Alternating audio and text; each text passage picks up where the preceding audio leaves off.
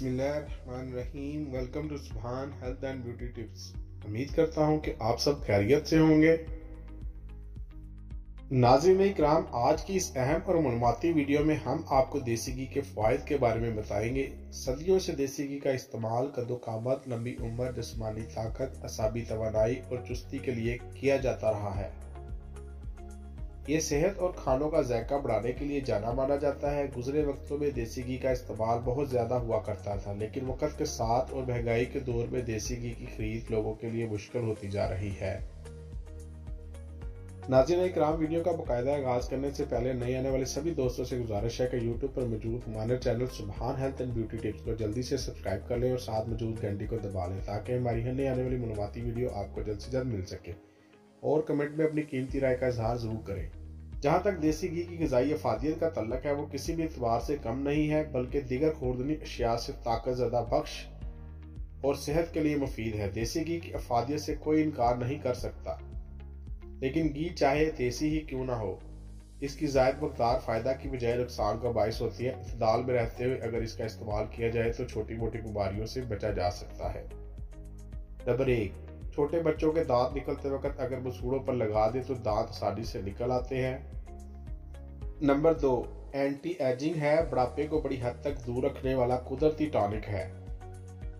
खून को साफ करने की मुकम्मल सलाहियत रखता है। नंबर 4, बनस्पति घी की तरह नुकसानदाह नहीं है, इसलिए दिल और दिमाग को ताकत पहुंचाता है। नंबर 5, सीना और हलक की खुशूनत दूर करके आवाज को साफ करता है जिन अफराद का। और नंबर 6, जिन अफराद का हाजमा बिल्कुल ठीक हो, इनके लिए बेहतरीन है।